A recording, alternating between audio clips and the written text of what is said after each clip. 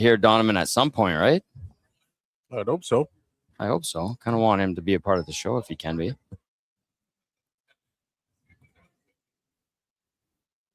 Oh, I can hear program.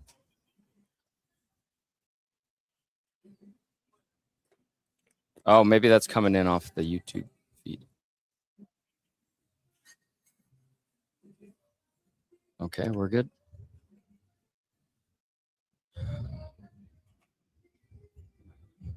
Hey, the mics are hot.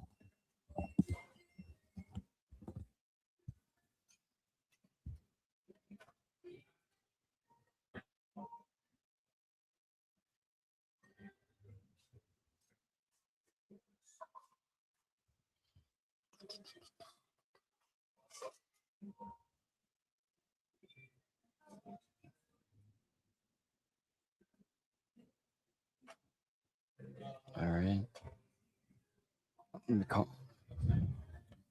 You're gonna make me do bar start bench cut on the fly, hey? Can I borrow your phone for a second? Call Donovan real quick.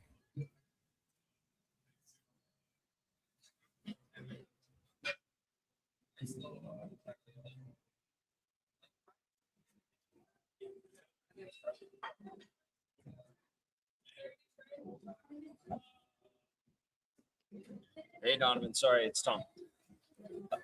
Yeah, you got it all figured out?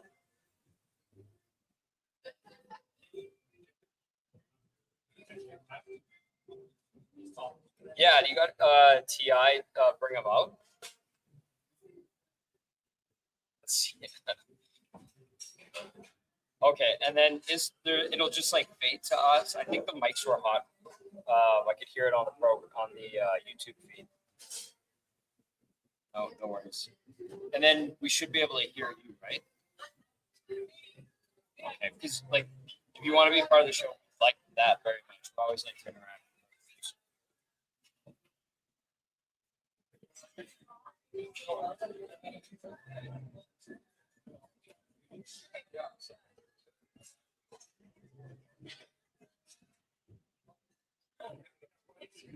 Yeah, I'm sorry, buddy. I'm sorry. I forgot you were already on the air.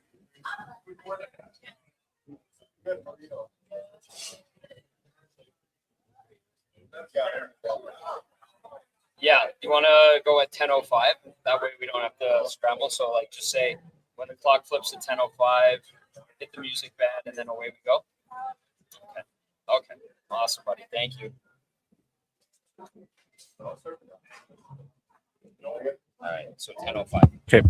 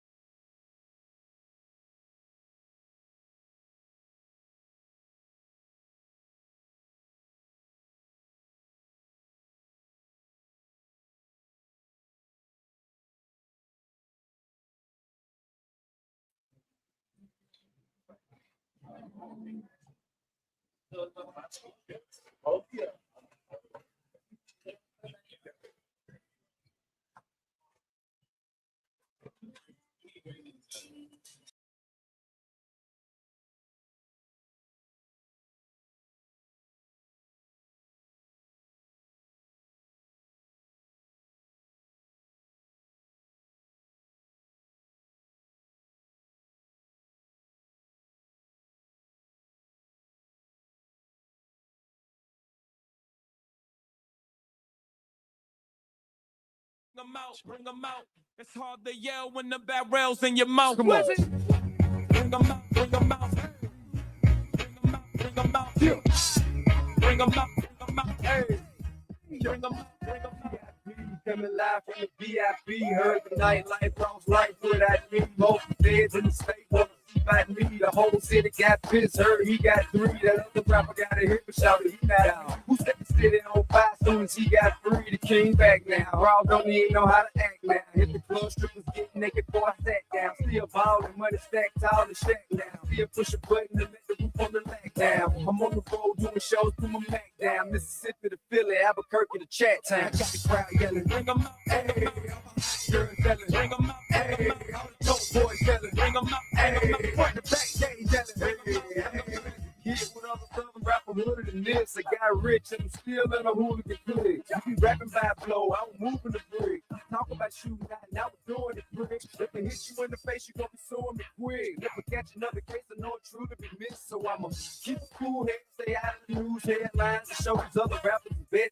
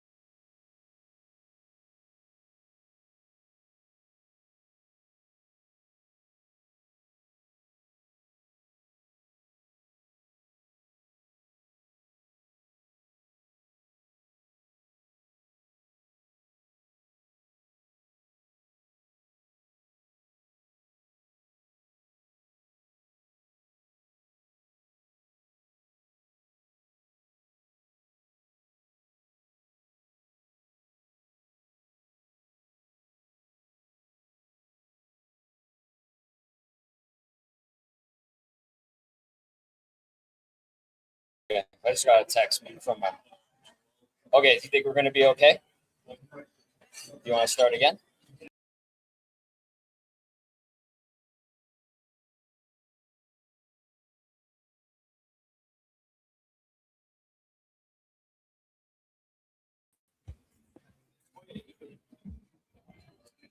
Can you hear anything? Nope. Belzy says he can't hear anything. Oh.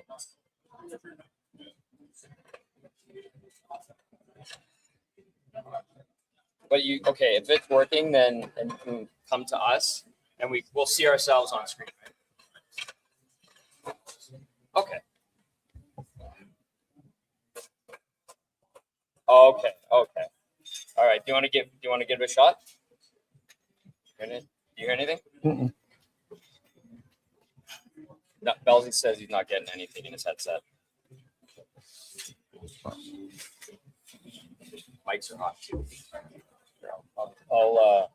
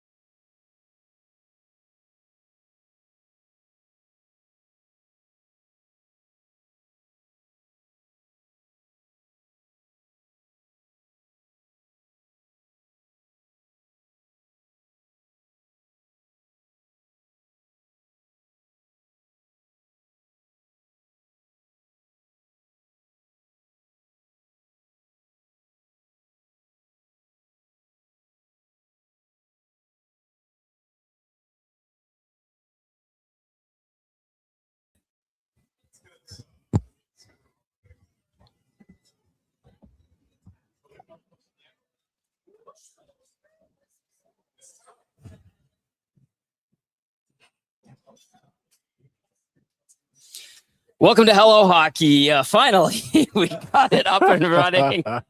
Big thank you to Donovan Paulson back at Sports 1440 HQ. Even have a little bit of a frame. This came together very quickly. Yes, it did. Very Yes, quickly. it did. Thank you for your patience, everybody who's been watching on Sports 1440's YouTube channel. We appreciate that very much. Tom Gazzola and Shawn Belle live on location at local public eatery, Sherwood Park. We're going to dive right into it. We have a great show today. Josh Getzoff, play-by-play man for the Pittsburgh Penguins, will be joining us in about 15 minutes. And then, of course, our Hello Hockey insider, David Pagnotta, as well at the start of hour number 2. All right.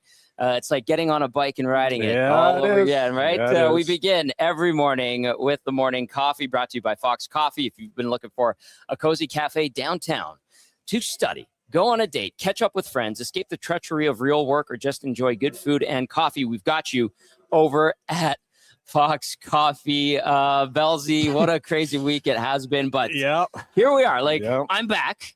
Which is back. Nice. This is great. This is good. You did a good job filling in. Big thank you to Benny Thompson. Fantastic work. We're very proud of Ben, and we're so happy we got to work with him. Yep, we love him. We love him very much. Yep. We did a great. I think he did a great job, and we did good things and great things together. Yep. So we want to start the show. He'll be missed. So this is going to be condensed. This first segment. Ben, thank you so much. We love you. We appreciate you. You're awesome. You have a bright future ahead of you. And shout out to him. So a wonderful job by Benny. And let's get some things out of the way, because I just want to say thank you to EST for having the show on its airwaves for 3 years. Good friends, great people, great programming, but it's a time of change, and we just want to acknowledge them and all the support and wonderful times we had over there. Obviously, we'll get into more about the change on the Tom Gazzola show Monday on 1440. Yep. You're going to be coming along for the ride. I will be. You'll I will be doing the hits with Low Tide on Tuesdays. Yes. We'll be doing your show on Thursdays. working on doing some daily stuff with Gregor. And then obviously Hello Hockey will be here. So yeah, really looking forward to it. Change is weird sometimes. Sometimes it's good, sometimes it's necessary. But here we are, and it's a new. We're here. We've got 2 shows left this season. We have our good partners and sponsors that we want to fulfill our promises to them. So that's what we're going to do. And if it's a little rough around the edges, we're going to be okay. Next week should be better as we conclude our season. I want to shout out Tom, who came by, got a bunch of autographs from you. Right. Yep. Very cool. He's got some photos of you with your time in Minnesota, Yep. Hamilton, Montreal, and of course, Edmonton. No abs photo. No abs photo. That's okay. That's okay. That's okay. All right. What else do we want to get to housekeeping wise? Anything else? No, let's just get to the craziness that happened in the last little bit here. All right. Enough of the nonsense. As we get into the craziness, join the conversation via the Merrick Duggan eXp Realty inbox. Text us 1-833-401-1440. That's a new one for us. And then via the chat as well. I see a lot of people are actually coming in and watching. We appreciate that so very, very much. And we'll continue on the conversation that way. All right, dive into it. There's been craziness where do you going want to start? I mean, there was an absolute bombshell that got dropped yesterday. I haven't had a chance to talk about any of it, Leo really. Carlson, an $18 million a year offer sheet from the Philadelphia Flyers. I mean, I was left speechless. It's what do you make of that? Because you don't see that very often. And the last time we had a true offer sheet, I believe, was when Anaheim got offer sheeted by the Edmonton Oilers, with Dustin Penner being the guy that actually came this way, and there was almost a fight. You're forgetting there's other Kotkaniemi. ones. Yeah, there's other ones, but those ones weren't as deeply rooted. What about Holloway and Broberg? Those aren't deeply rooted, in my opinion, as probably the one that we just saw. Like $18 million is a crazy amount of money. That resets the bar, doesn't it? Broberg, Holloway, I think in Edmonton is obviously a very hot button issue, and it's touchy subject. But when you're talking about $18 million, that's a completely another conversation. How about Danny Right? Briere? Like $2 million for Holloway. Okay, whatever. It is what it is. Sure. Right? $4 million for Broberg. $18 million is crazy. And Ibuski, he says it. Useless no more, Bellsy. I was looking at their top 6 and I was like, oh my God. It looks Ibuski's unbelievable. They're young, they're hungry, they're fast, they're skilled. They have no defense, though. They have no D, but hey, when you can outscore your problems, good for you. What say you? Hit us up in the chat on Sports 1440's YouTube channel, and then the text line, of course, 1-833-401-1440, Merrick Duggan eXp Realty text line. Tom and Shawn back together again, and it feels so good talking about the crazy world of hockey. Yes, we're anticipating Canada-Morocco, obviously the biggest game in Canadian soccer history. Yep. I'm representing. Attaboy. I had to dig this out. Even though it's Hockey Canada. It's a throwback. Fine. It is a Hockey Canada shirt, that's but okay. I had another shirt that I don't think people would have liked as much that is Canadian related. Just the name on it. Didn't you get a Canada soccer jersey, though? I did not. You didn't? No. I was about to, and then I went into Sport Check to try to get one. And then I was like, there's none in my size. Never went back. Men's large? Men's large. You squeeze into one of those. Yep. All right. Okay. Like the Carlson thing, like, do you think the Ducks are going to match? I'm seeing texts that are saying there's no way they're going to match, but they have $35 million in cap space. Well, they also have to re-up. Who else did they need to re-up? They had another guy that needs a deal, but they have the money that they need to re-up. Yeah. When Verbeek comes out and he says, we will match any deal, even this one that is put out there, you almost have no choice but to match it, purely because if you now back down, what does that say? That you're lying? That you went on record and you said, we'll match anything. Yeah, then you're full of you know what. Exactly. And so does that allow now other GMs to say, oh, okay, well, you weren't willing to do that one. Why don't we try this then? Because they could, if Pat Verbeek doesn't match it, basically it signals you can bully him. Yes. Or you honestly probably signals you can bully other GMs too. Yeah. And whatever they're saying is total BS when they say we'll match anything, unless the Ducks, and I haven't seen any updates, been a little bit of a whirlwind, obviously, but unless the Ducks are not going to, I haven't seen if he said anything. Has there been an update since? I haven't seen anything since that. The other guy they need to sign is Cutter Gauthier, and he's probably going to command a nice dollar figure as well. The one thing that I'm curious about, though, is if you are Philly, right, and you end up getting Karlsson at $18 million, and I know you go out and you steal, a player that is. I think he's going to be a superstar. So do I. But what number, points wise, what does he have to do to now make sure that he justifies the salary? Because that's always going to be the biggest touching point, right? But he's going to be 3 years into his career at that point. Let's see what he did last year. He had a pretty damn good season. What do you have? Just over 70 points. 67 in 70. He was almost a point a game guy. Yeah. So can you ask him to be a point a game guy in his fourth season? Yes, I think that is a reasonable expectation. Okay, so now what would satisfy that $18 million? Point a game. I think minimum point a game, in my opinion. And then you make sure that you're a top 3 team in the Pacific Division. And then you're looking at him going at 22 eventually years of age, going, okay, onward and upward. Now, after you attain that point a game status on a good team that's pushing to be a contender, especially in the Pacific, and we saw what happened in the Pacific last year. Yep. Then you go, okay, you need to be a 100-point guy, or at least take a step, 95, and then you need to establish yourself as a superstar. Then your team needs to be in the conference finals and in contention mode, and then I think that satisfies. Does it exceed? Maybe not, but it satisfies that 18 mil.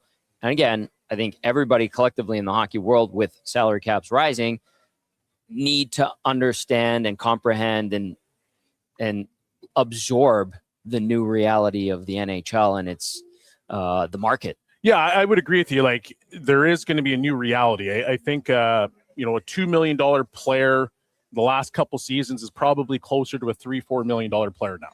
Yeah. $18 million, and this is just my opinion, I don't think at $18 million you can be a point-a-game player. I think you have to well exceed point a game. I think you've got to be somewhere, pushing in the top 5 of scoring. So you're setting the bar way up there. Well, I'm saying I like yeah, incremental growth. Yes, and I understand my that approach. part. But at $18 million, right? You look at Kaprizov. What did Kaprizov do? He was 100 and some point guy. So now you got to say that that's the bar that we're looking for, and that's where we need to shoot for. And I'm not saying that he can't get there. I'm just asking the question of what will satisfy if Philly gets him at $18 million or if Anaheim gets him at $18 million. Well, that's the only question that I would have, because while I absolutely love the fact that they went out and they swung for the fences and they stirred it up, obviously I think there's a little bit of, hatred behind the scenes because of the Gauthier situation and how that all unfolded. I love this. I think there's a little bit of retribution that came from it. You think? But if he's now in Philly and he's a 90-point guy, is there a time where Philly fans don't turn on him and be like, what did we get for $18 million? I think Philly fans would be like, this. Oh, I love using that. It feels so good to use that.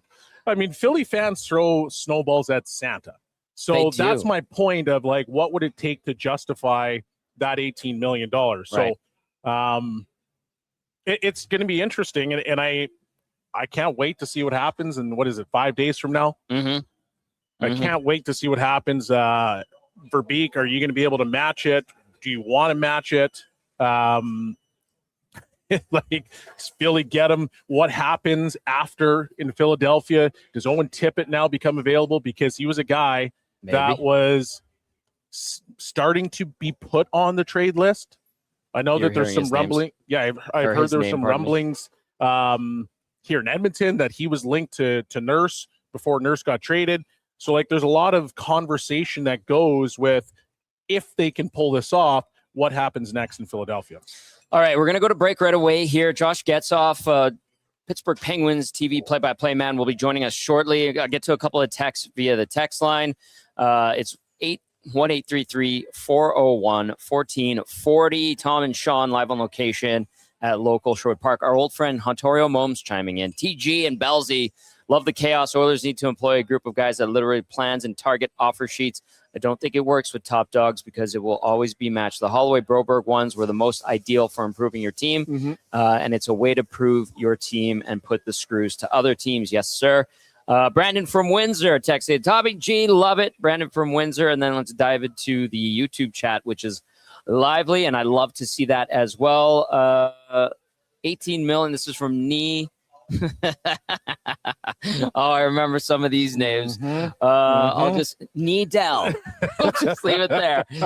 Says having two players with offer sheets guaranteed you're losing one. 18 million is 120 points minimum, not 82. Yeah, I know. I'm just saying my rationale is like you got to get to at least a point a game. Like I'm willing to have a bit of a buffer zone there. And then eventually you need to expect them to be a 100-point player. But the team needs, in my opinion, the team needs to be good and rising as well. Yep, I want to see that. If I'm going to commit to a guy and say, you're a number one center in this league or a number one star on this team, you need to be earning that keep. And that's putting up the points and then making sure this team is a playoff contender, not just squeezing into the playoffs year after year. Riding the Pines, like, where are you guys? Local Sherwood Park. Big thank you to Dean Lowry and Guy for having us on location. We're also going to be on location at local South Edmonton Comment for our final show of the season. We invite anybody to come on down next week as well. All right, we got to cut to break. We're off and running. We got through the first little bit. It was a bumpy road. Yes, the mics, as we were getting the technical issues set aside, we got it all figured out. Big thank you to Donovan Paulson back at Sports 1440 Global HQ. Let's call it that for today. And we're going to be joined by Josh Getzoff from the Pittsburgh Penguins broadcast right after this on Hello Hockey.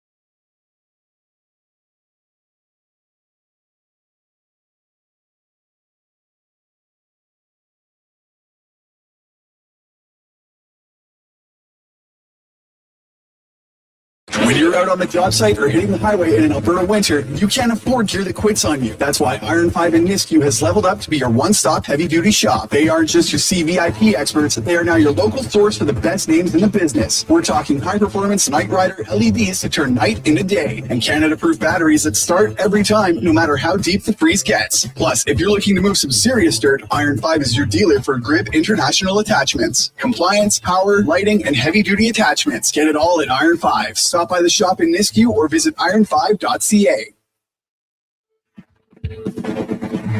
Summer isn't time off. It's where seasons are built. At 7 Hockey, we don't just train hard, we train right. Strength, speed, mobility, on-ice skill, off-ice power, trusted by serious players. Built for the next level. Starting in May, put in the work that separates you. 7 Hockey. Train with purpose, perform when it matters.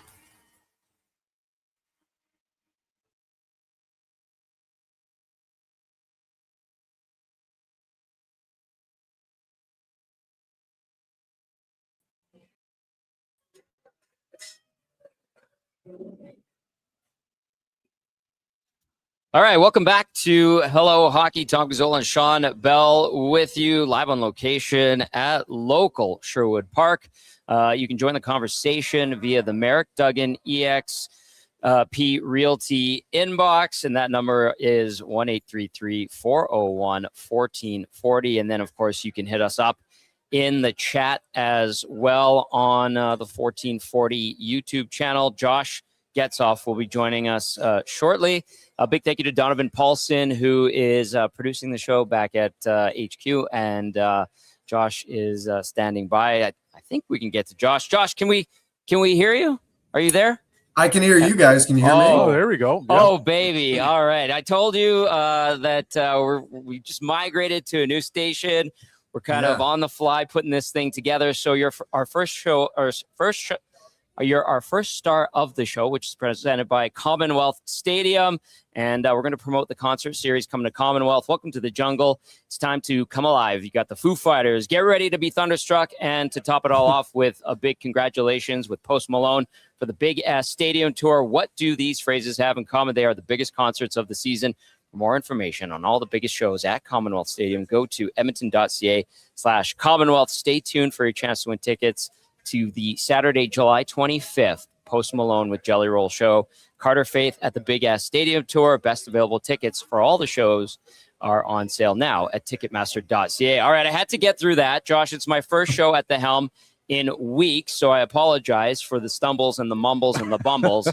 But back in the saddle, baby. Thank you for being on here with us. I know for those that are familiar with our program, at our old shop, you joined us quite a bit, whether it was on pre and post game, and then here on Hello Hockey. So we appreciate you doing this in the off season. What the hell's going on in Pittsburgh? How is rookie development camp?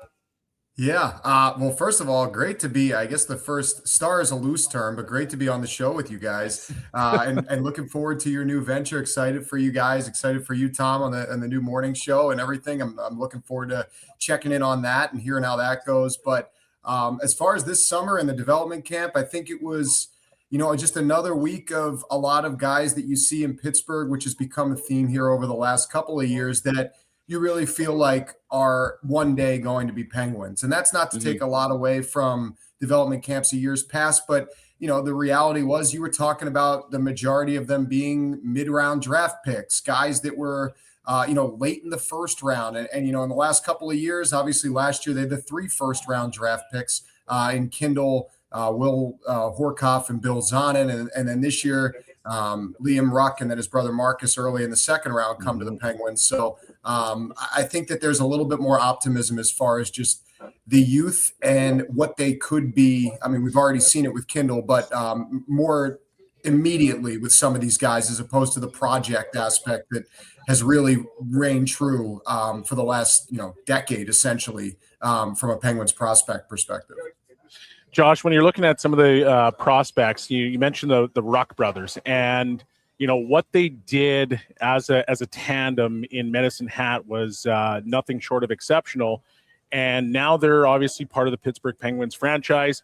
What is kind of the expectation for them? Like, they're going to go back to junior hockey, or perhaps they might hit college or the NCAA at some point. But I'm assuming that Pittsburgh holds both of these players in very high regard, and hopefully see them in the lineup soon.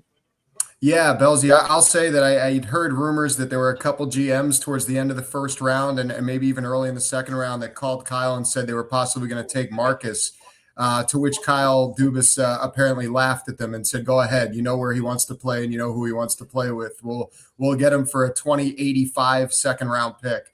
So this was always going to happen once Liam came to the Penguins at 22nd overall. But I think they're high on these guys because of what you just said. I mean, it wasn't just the Western Hockey League. It was the CHL. They had the most points, the two of them combining with the Medicine Hat Tigers. And it seems like, they're one thing I've learned about them, and you guys know this with the Western Canadian aspect, but just learning more about them here in the last couple of weeks is they're mirror twins, which I was not familiar with the term, but essentially one's a lefty, one's a righty. They play baseball. One bats left, one bats right. That's awesome. they look identical, but that's how you tell them apart with the hand on their stick. As far as, I mean, aside from the numbers, but as far as just how they're skating by you. So that's been interesting to learn. I think the Penguins, in an ideal world, they go back to Medicine Hat this year. They're both committed to go to North Dakota the year after. So probably it's one of those deals where they go to Medicine Hat, light it up again in the Western Hockey League, maybe have a big run with the Tigers, and then the following year play the season in North Dakota. And then come springtime, how often have we seen this year throughout the NHL in years past where young prospect signs a deal and essentially is a post-deadline acquisition. So that would be times 2 if that were to happen. But I think that's the perfect world sequence. But even if it is 2 years at North Dakota and then that second year in the spring they join Pittsburgh, I think that's really the timetable you're possibly looking at from a realistic perspective. Okay, when it comes to these Twins, I was kind of following along at the draft, and I don't know if it was you or if it was Penn's Inside Scoop, Michelle Craichiolo and the fine crew over there. They've only spent 3 hours apart in their lives. Is that true, or was that a bit of a fib? It was. So we looked up into that a little bit deeper. It's 4 days. 4 days, okay. Which still is insane. I mean, they're 17 years old, right? It's crazy. So again, that would have been the whole thing if they would have been separated. That would have been pretty uncharted territory for them. But it was kind of funny. The Penguins put them in different groups during camp, so they skated separately, and then also put them with different roommates in the hotel where the prospects were. So they spent hours apart. I don't know how many days that added up to, but they did spend some time apart while they were in Pittsburgh.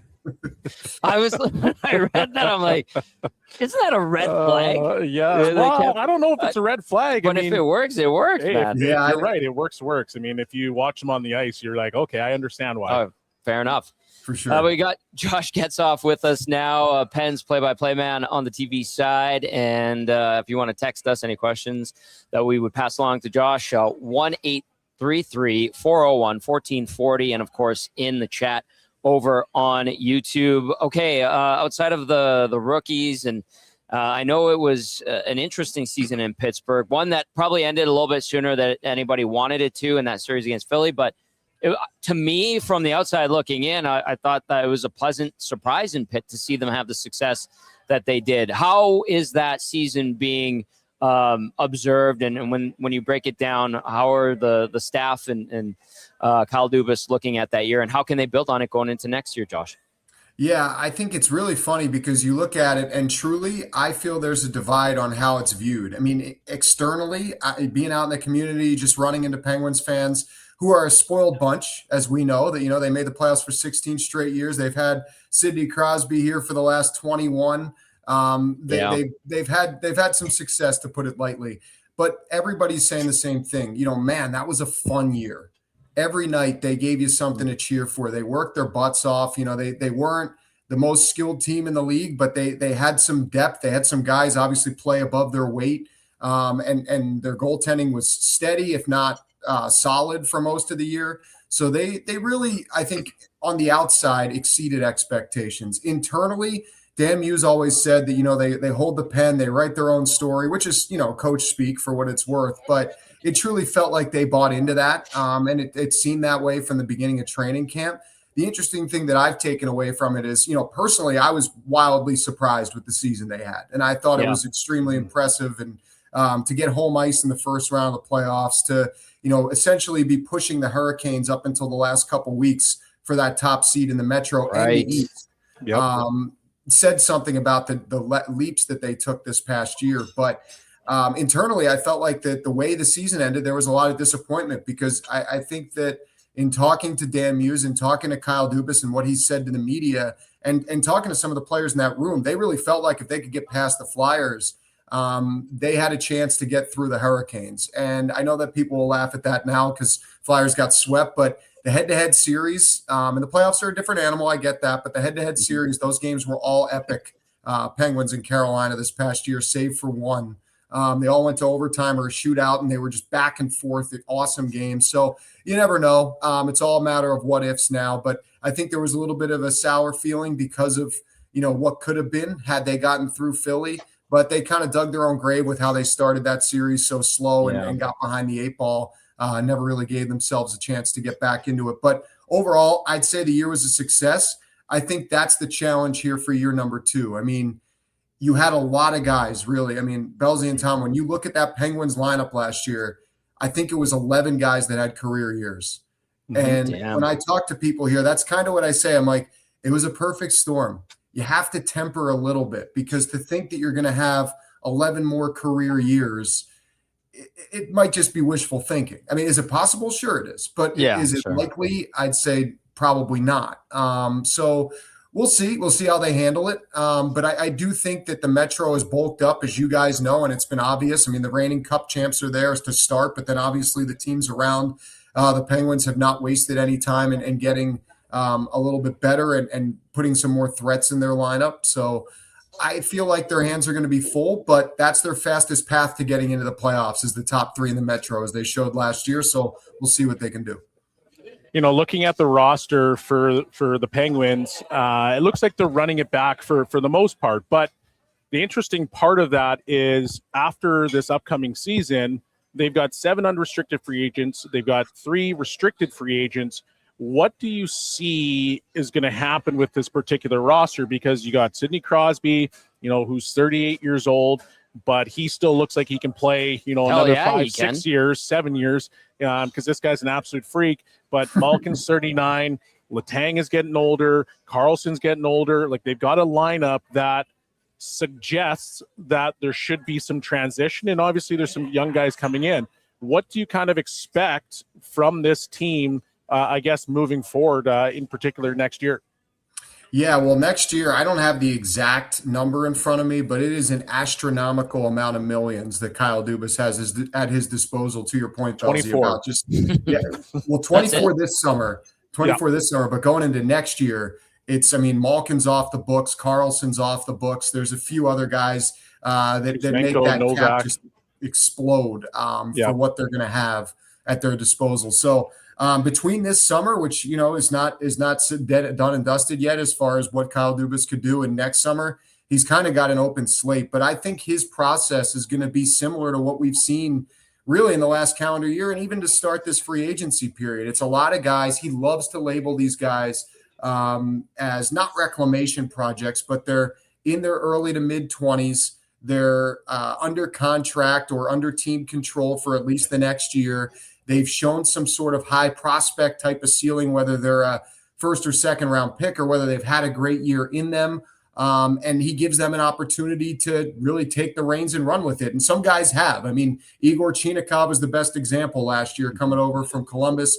Elmer Soderblom coming over from Detroit also stepped up pretty well. Some guys have not. Cody Glass was one of those guys. Phil Tomasino was one of those guys. So, I mean, there are guys that have jumped into the roles and had a lot of success. There are guys that have kind of fallen flat. But I think that's kind of what he's continuing to look for. And, I mean, you look at his free agency process this year, he's got 2 outliers in Trevor Van Riemsdyk and Andrei Kuzmenko coming into Pittsburgh. But the rest of the guys, Hendrix Lapierre, who they traded for from Washington, they just signed him. I look at a guy like Caden Korzak, who they traded for from Vegas. 3 years of control after this one. He's only 25. So these are the types of guys that he's targeting as they turn the page, essentially, on an older core and try to build a younger nucleus to not just be here for a year, but to be here for a couple of years to see it through, and maybe, like a Chinikov, stake their claim into being an irreplaceable part of what they're going to build here in the next handful of years. We're joined by Josh Getzoff, Penn's play-by-play man. He is our first star of the show, brought to you by Commonwealth Stadium. You can text us via the Merrick Duggan eXp Realty inbox, 1-833-401-1440. Bad habit. Force the habit. Force the habit. First show on the new platform. And get into the chat if you're watching live on YouTube. Okay, let's open up the scope here from just the Pens to the NHL and the last week and a half that we've witnessed. Like, we started the show talking a bit about the Leo Carlsson thing, but that's on top of the million of trades that we've seen, Josh. And like, it feels like the tectonic plates in the hockey world have shifted. What has stood out to you, and what are you sitting back going, oh my God, what did we just witness? What has really caught your attention so far? I would say the biggest thing for me is, and I kind of liken it to meteorologists, guys. How many times do we get a weather forecast and it's not right? The last All the couple off time. seasons, it's look at the draft. There's going to be a lot of movement. Oh, free agency is going to be crazy. There's going to be all these trades, and it's kind of just like a fart in the wind with how things go. But this year, oh my God, like it's been crazy leading up to the draft. I mean, how many top 10 picks were swapped in the week going up to the draft? Yep. 3, My 4? goodness. It was insane. And then the draft itself, obviously 9 trades in the first round. I mean, you have the big names that have moved around. You have the Leo Carlson offer sheet, which is just so intriguing from so many angles to see where that goes and how that all plays out. But I mean, I couldn't believe that when I saw that yesterday. It kind of stopped me in my tracks. I'm just crazy. But the latest wrinkle in what has been a crazy offseason so far. And I mean, I think from an entertaining perspective, guys, this has been exactly what we want from you guys as a talk show host. For me, is following the league and calling games for a team and calling games around the league. You want name changes, you want fresh faces, you want excitement and all that kind of stuff. And man, we are getting it in spades here this summer. But I think the biggest thing I take away is that the cap going up is truly an impact, and we knew it would be. But now we're really seeing it. I mean, the deals that are being handed out, like the Bo Byram contract in Chicago is huge. I mean, obviously the Carlson deal speaks for itself, but Alex Tuck's contract in Washington, like there's just a lot of ones that pop out to me as being things that are a direct result of that magic bump in cap. And I don't expect it to stop here as long as the league keeps generating money as they have, because you guys know as well as I do, the last couple of years have been great for the league. There's a new TV deal coming around the corner in the States in a couple of years. I know there's one in Canada as well. So the money's going to keep flowing and keep going up, and I expect the cap to do the same and more moves like this probably to follow. I want to throw something at you just to hear what your perspective is. There's been a lot of when Brady Tkachuk was able to get his way out of Ottawa to Florida, there was a lot of conversation, speculation that basically said that the NHL is now starting to move towards being like NBA style, where players truly, can demand what they want whenever they want. Yes. And with that salary cap going up, with the fact that players have a little bit more power, do you feel like it is truly starting to become that NBA style where the players dictate everything? Or is it going to still be a little bit of this is maybe an aberration in the Matrix, in the Matrix, and then it goes back to what it's supposed to be? Like, how do you see that? Yeah, moving forward. Yeah, I mean, as a fan of the game, first and foremost, I truly hope it's an aberration, because to me, that's something that kind of turned me off with the NBA, just with the teams loading up and the super teams. I mean, it's cool in theory to see, but you got so many teams in the league that you're not really even aware of who their starting 5 are. And I, admittedly, as somebody who doesn't watch a ton of basketball, I'm probably the wrong person to ask even at the peak of popularity for that. But that's something that kind of steered me away from it. So I do hope it's an aberration. I think it probably will be. I mean, I go back to something that at first I kind of roll my eyes at, but the more I think about it, the more I feel like there is some kind of credence to it, in the sense of Florida wasn't always a destination. It's become a destination. Yeah. Yep. There was a span there where Nashville was winning the President's Trophy. They went to the Cup final where they were the destination for a couple of years. I think that the smart thing these teams are doing, like the Violas down in Florida, have been very diligent, and I think honestly brilliant with what they've done, because their rink, as you guys know, is not in a really great location at all. It's next to a shopping. Yeah. But they've built an unbelievable practice facility in Fort Lauderdale that we actually have skated at the last couple of years. And I find myself walking out of there being like, yeah, this is how could you not be interested in this as a player? I mean, the weight room's outside. it's crazy. Like they have turf fields in the back where they do their exercises, because it's, at its worst 85 degrees in Fort Lauderdale during the season. So terrible. It sells itself in a way. And when the team's winning and you have some star power there, that doesn't hurt. So I do think there's an element of that. But I also feel like it could be a little bit of a flash in the pan, and certainly like the players involved. I'll be honest, like I know about the Brady Tkachuk deal, but until you guys mentioned it, with everything that's happened, I kind of forgot that it happened, as weird as that is to say. Yeah. No, that's not weird. It isn't, because it got overshadowed essentially by crazy. everything else that's happened. Yeah. Right. Honestly. And it was what, 2 weeks ago? Like it was 2 weeks ago. And I'm Yeah. like, oh wait, that happened. Yeah, that feels like it was 5 years ago. It's so true. Josh Getzoff with us here on Hello Hockey. One last one for you, very off topic, but what does a play-by-play man do in Pittsburgh when he's got a couple months off before he needs to be back at training camp in September?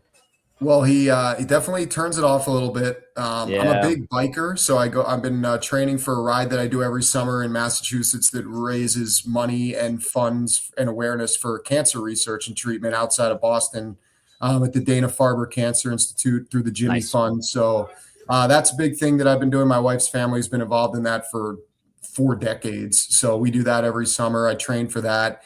And then honestly, there's a local pub around the corner from me that I go to watch the Premier League. I'm a big Premier League guy, a bunch, and I become friendly with the owner. And I said to him, "Hey, I'm free if you ever need a hand." And they're busy with the World Cup, as your Canadians are playing later today, or actually in like it's a few filling minutes. up in here. Mm-hmm. Yeah. So he asked me if I could hop behind the bar for a few days, and I have been. So that's been fun. Hell yeah. I love it. I'll have to come to Craft when I come to Edmonton this year and just jump behind the bar while you guys are hosting. We can have a dual show.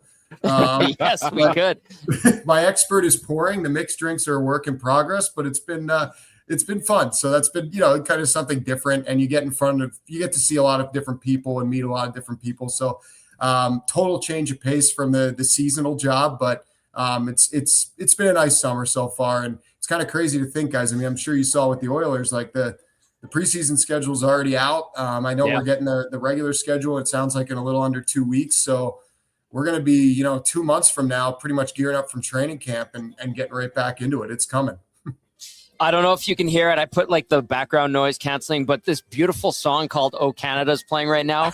It's getting a bit dusty in here, Josh. It's getting a bit dusty in here. Yeah. Where are my manners? I should have shut up and stopped talking. Well, I mean, we don't really put the hand over. Some people do, but yeah, you're right. It's going to be a great match against Morocco. This is the biggest soccer match in Canadian history. I know our women have done a great job, but that's on a different scale, obviously. And so this is going to be really cool to be talking hockey while the game's going on. Hey, you've lived up to first star of the show status by and large. And I think that's unanimous. Yeah, there always is with Belsey and I. Dude, thank you so much for hopping on today. I know it's short notice, but that's why you're the best. And pour those drinks nice and smooth. I know the mixed drinks will be improving throughout the summer, and we'll catch up with you soon, okay? Sounds good, guys. Yeah, have a great rest of your summer. Enjoy the match, and we'll see you whenever we come to Edmonton, hopefully in the near future. The sooner the better. Josh, thank you, sir. All right, thanks, guys. There you go. There's Josh Getzoff, Penn's play-by-play man and gentleman, great broadcaster, good guy, and pleasure to call him a friend as he helps us out here on Hello Hockey, now on Sports 1440. We're live on location at local public eatery Sherwood Park. And portions of this hour are brought to you by our good friends, Richie and Jared at Modern Measure, Edmonton's leading provider of made-to-measure clothing from weddings to graduations. Game day to the office. Get custom-fit business and casual wear for a one-of-a-kind look made just for you. You've been watching the chat over on YouTube. It's impressive right now, so it's good. Very Happy nice people showing out and supporting us amidst all the change. Amidst all the change. I'm going to read some text via the text line. Merrick Duggan, EXP. Text line 1-833-401-1440. Captain Kirk says, good morning, boys. Captain Kirk here. Glad you guys are back on the air. Thank you, Captain Kirk. We appreciate it very, very much. This one says, good morning, gents. Good luck on your new venture. Enjoy your day. That's from Fort Sask. Russell, do you want to hit on that one or two in there? Oh, I think there's a couple people that want to come out to the watch party. Chris Gand is asking if we'll buy him a beer if he decides to show up. Just might. Casino dealer Jay says, howdy. No, it's been good. And once again, we truly appreciate the support and everybody showing up. It has been a little bit crazy. One question, actually, that I'll throw at you. Garth Snyder, who's in the chat here, says, are there any thoughts on NHL super teams? because okay. of the way that the cap is now growing. Yeah. Team players are now starting to force their way out. You're hearing the of friendship contracts, connection. The friendship. I mean, we're talking about the American, Team America's group chat, and all those guys are starting to move. Yes. Larkin wants out of Detroit. Yeah. Hellebuck wants out of Winnipeg. Tkachuk already ended up in Florida. Yeah. What's your thoughts on that quickly before we get to break? That's a great question. First of all, my instinct is I don't like it. Mm-hmm. I hope it doesn't come to that. But the way you just described how things are kind of going, yes, and it is the American guys kind of leading that charge. We're seeing elements of it. I don't know if you can truly do a super team. I think the Panthers are kind of becoming that. Yep. But with a 23-man roster, I think it's tougher than a 13-man roster. Yep. And especially in basketball, it's a shorter game. You can have guys out there for what does an average guy play? 30 minutes? Yeah. 35? Yep. I like Josh. I'm not a huge basketball guy, but I think maybe we're getting elements of it. And again, I don't like it, but I don't know if it could truly achieve the same level that basketball has with quote unquote super teams. Yeah. That's just my inexperienced perspective on super teams in basketball. Yeah. Yeah. I mean, it's going to be interesting. I just, I find a lot more people are wanting to play with their buddies, or there's a lot of guys that are, starting to have those conversations so that they can come together. And we know that it's been happening for a while, but because now it's becoming more of a player driven league, I feel like I could see more of it happening. And if you look at the Panthers, and I know they're just one team, but Marchand takes less money to stay there. He's old too. He is old, right. but Ekblad takes a little bit less money to stay there when everybody State thought tax. he was going to leave. Yep. Right now, Tkachuk is there. Just the way that they've been able to build that roster, you're like, oh, okay, well, guys are trying to take less money to do what they're doing. So it's interesting to see how it's playing out. I hope for the sake of the NHL that it doesn't happen, because the parity has been one of the big things and the good things about how the league has been going the last few years. How many people discussed the amount of teams that had more wins and points than the Vegas Golden Knights who went to Game 6 of the Cup final? It's an interesting discussion. We'll see how it evolves. Maybe it fizzles out. I don't know. Yep. But I'll also add this before we go to break here. The GMs and the owners created this situation. You're not wrong. With the no movement clauses and the players dictating where they can go, can't go. And them and the agents, players and the agents, have found a way to massage it in their favor. And that's what you do when you're smart and you read through the parameters of the game and how the league operates. You find the cheats, if you will, the legal ones. And that's what they're doing. So it's their own fault. It's like The Simpsons in that one episode. If you happen to get hit by my fist, it's your own fault. Yep. So we'll see how it evolves. All right, we do need to take a quick break here. Our Hello Hockey insider, David Pagnotta, will be joining us. We're live on location at local Sherwood Park as we get set for Canada and Morocco. Huge matchup at the World Cup, and more hockey talk right here on Sports 1440. More right after this. When you're out on the job site or hitting the highway in an Alberta winter, you can't afford gear that quits on you. That's why Iron 5 and Nisku has leveled up to be your one-stop heavy-duty shop. They aren't just your CVIP experts, they are now your local source for the best names in the business. We're talking high-performance Night Rider LEDs to turn night into day, and Canada-proof batteries that start every time, no matter how deep the freeze gets. Plus, if you're looking to move some serious dirt, Iron 5 is your dealer for Grip International Attachments. Compliance, power, lighting, and heavy-duty attachments. Get it all at Iron 5. Stop by the shop in Nisku or visit iron5.ca. Summer isn't time off. It's where seasons are built. At 7 Hockey, we don't just train hard, we train right. Strength, speed, mobility, on-ice skill, off-ice power, trusted by serious players. Built for the next level. Starting in May, put in the work that separates you. 7 Hockey. Train with purpose, perform when it matters.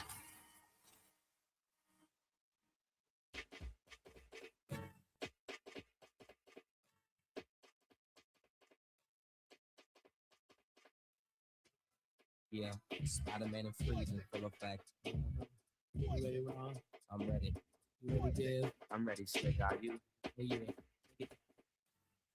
Girl, I must warn you. I sense something strange in my mind. Yo, situation is it's scary because we're running out of time. It's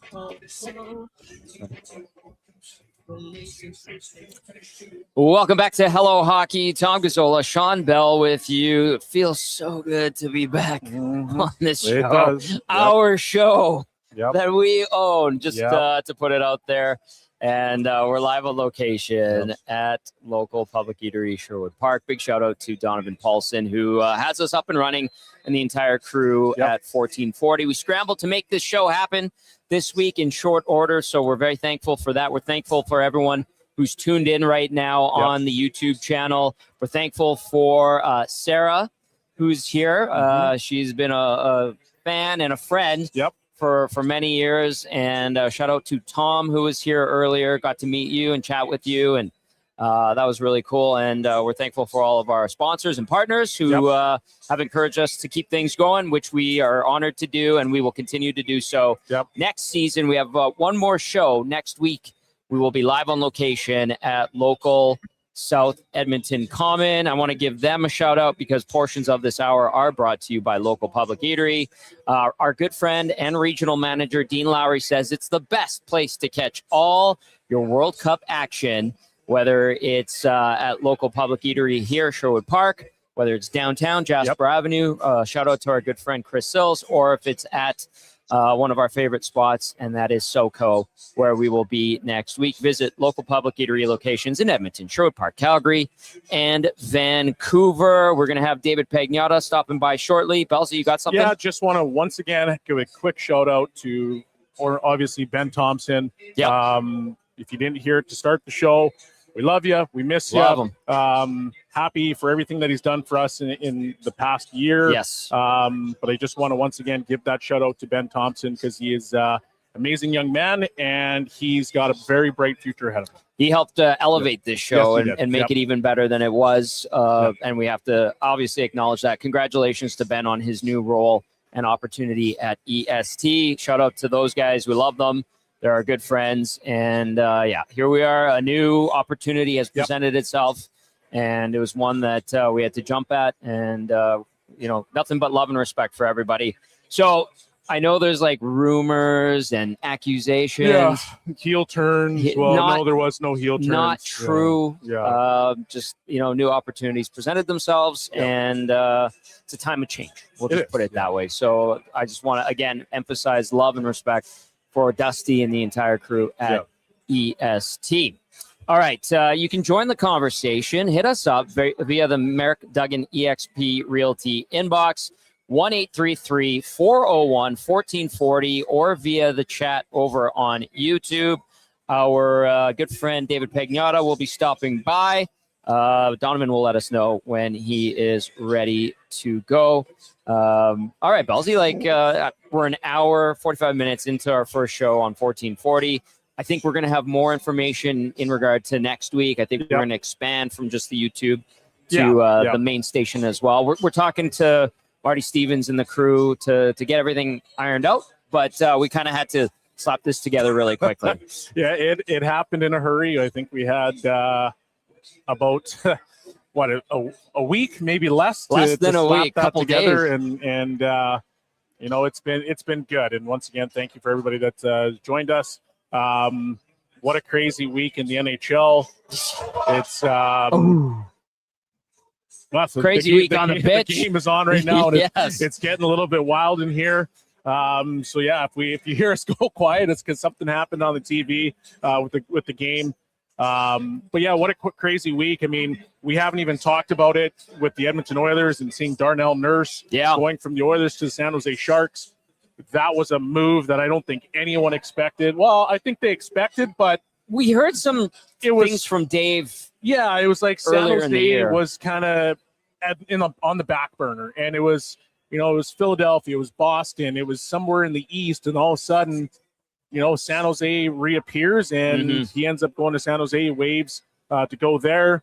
And then from that moment, they go out and they sign a plethora of players. They make some good deals. So we haven't even talked about that. We'll have the last segment to get to. We'll dive into some of that. We can dive into a bunch of that stuff. Yeah. But it's been very interesting week, and it's been a fun week in the NHL. So I want to get Pegs' views on all these things that are happening in behind the scenes look at everything. So good, because Dave is ready to rock. Is he ready to rock? Yeah. Our Hello Hockey Insider joins us now, David Pagnotta. It's presented by Fanatics by Pro Hockey Life, official uniform supplier of the BCHL and the JPHL. Hey, Bello, look who's back. What's up, boys? Hi, What's up? How are you? Here he is. Yeah. The lighting is a little off. That's okay. I apologize. Where are you? You're in a dark dungeon? room. I'm in a no. I thought the lighting seems fine here, but who has you locked up? Blink twice if you need our help. Yes. We got some family in from out of town, so I'm visiting. Okay. I'm visiting at the moment. But I brought the equipment. I brought my stuff with me. So. Thank you. Beautiful. Great to see you, man. I'll say this. It's great to be back with Bellsy. It's great to be back on here with you. And I'm curious to pick your brain a little bit. I was helping behind the scenes on the show the last few weeks, but obviously not able to be on the air. But now we're back. And we were just talking about the craziness that's kind of happened in the league in the last few days. Let's start with this Carlson stuff. Where's everything at? How big a cojones did Danny Briere just show us he has? Oh, I thought you wanted to talk about John Carlson. Okay. Oh, yeah. Sorry. My bad. How about Tampa? Yeah, Leo Carlson. Well, look, this is something that Philly was contemplating for a while, for probably about 2 weeks. We heard about this around the draft, that this was going to be a possibility, that at least they were considering it internally. And that there were other teams, and there are other teams that considered this too, but nothing that got to the point of a 5-year, $18 million AAV, 90 schmil over 5 years. It's a heck of a lot of money. And it's all in, not all, it's minimum salary, and the rest is signing bonus. So crap ton of money, certainly for this one. And, Anaheim kind of overplayed their hand a little bit in these negotiations, but with him, with Cutter Gauthier, with, Olin Zellweger, whom they ended up trading to Buffalo, and with Pavel Mintyukov, and who they're trying to sign right now. I believe Mintyukov's camp's gone back he's susceptible to an offer sheet as well. There is interest. Teams have reached out and are prepared to submit a formal offer, but he's circled back, or his camp anyway, has circled back he's in Russia. So his agent, Dan Milstein, has circled back with the Ducks this morning in trying to figure out, is there a pathway to a deal here that would make sense, that prevents any of this offer sheet, hostile takeover business? The Ducks, obviously, they got 6 more days to figure this out. I'm sure they're exploring the trade market on some guys. They want to free up cap space, and they got to talk to Cutter Gauthier's camp. He's not eligible for an offer sheet. The talk was 10 to 12 for him, around 12 million for Carlson, but now Carlson goes up 6 to 18. If I'm Gauthier, I'm sitting there going, that 12, that's cute. Give me 15. Well, so then what does that do for the Ducks? Because that was a team that was supposed to be on the rise with a plethora of young, talented, skilled players. And if you end up losing Leo Carlson, that obviously is going to hurt them big time. If they end up retaining him at 18 million, well, right now they only have 17 million in cap space. So what are they supposed to do to improve their team? Like, this becomes a crazy situation in a hurry, and a team that was on the up suddenly doesn't seem like they're so up anymore. Right. Well, the 17 million includes his 18. So if they keep him, they have 17 left. 13, 14, 15 of that's going to Cutter Gauthier. Yep. You're looking at 4 or 5 million for Mintyukov, so you're over now. Yep. They still need another defenseman. So I mean, Bells, you get the skates. They may call you because they're going to need somebody back there. Well, luckily I've been shedding weight like a crazy man, so I think I'm ready to go, buddy. He's fit and limber. He really is. You knew something we didn't. I got you, sneaky. Look, the Ducks. I imagine they're looking at this. I think they're looking around, going, "All right, if we accept this offer, if we accept the 4 first-round picks, can we flip those anywhere? Is that a possibility? Can we package them up for other things to bring somebody in?"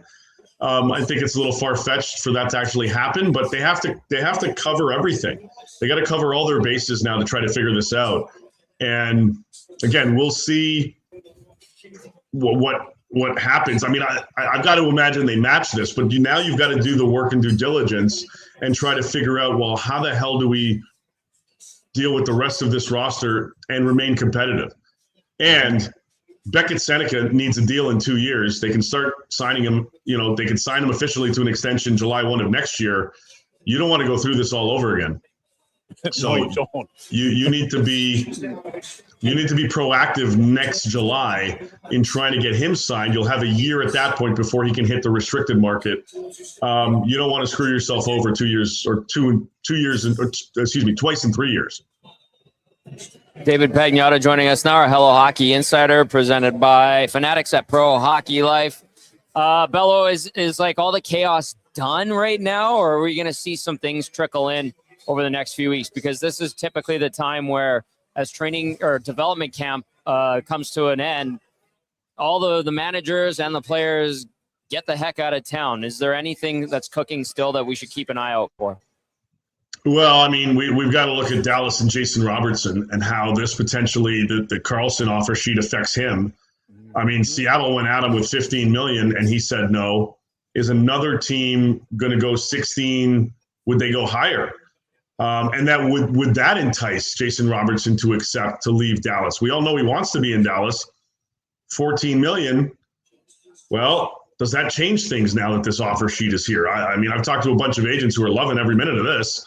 Younger kids, younger guys, younger free agents are going to be cashing in on big deals. I mean, going into draft weekend as well, we also heard Connor Bedard's looking for $17 million. Does that does that now solidify that ask? Does that justify that ask?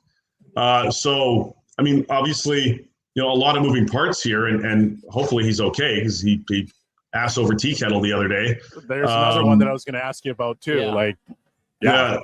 I mean, hopefully his shoulder or arm or whatever it was is fine. It does not look good. No, it doesn't. But I mean, it's still, I mean, unless his career is finished, based on that, which I highly doubt, they're going to have to figure out that contract. So looking at that, looking at Robertson, going into the weekend, there was no traction on a Robertson deal. So if something's happening today, maybe that builds towards it. Otherwise, if I'm another team, if I'm a team that looked at Karlsson, albeit he's a center, I looked at him and went, I was willing to give you $17 million or this and that. Do you now pivot to Robertson and say, hey, if we give you 16 or 16.5 or 17, would that entice you to take it and join us? Because Dallas sure as hell won't match that. Well, what's Dallas going to do right now? Because obviously they're trying to be aggressive and trade this guy. He doesn't want to go anywhere, but Dallas is still a team that they need to try to improve. But I feel like this is just hanging over their heads right now before they can do anything.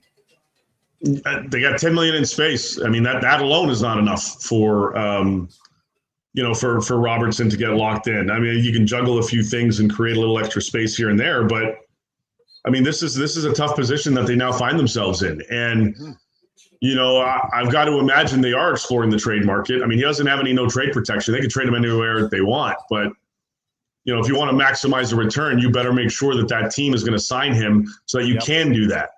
So the landscape is shifting, boys, and I've mentioned it for the last few months. Get ready to see some new numbers in the NHL.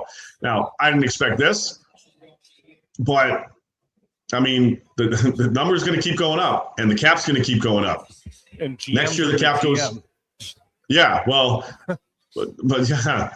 Then they're going to learn. They're going to learn from this mess. Are they? Are you sure about that?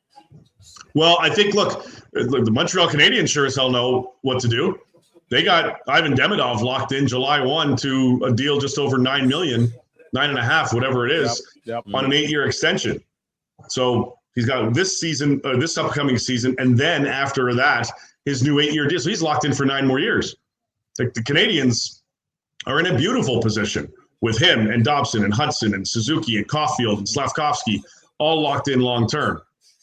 You look at the Oilers, you look at the Ducks, and you're going, oh, how the hell did you let this slip through your fingers?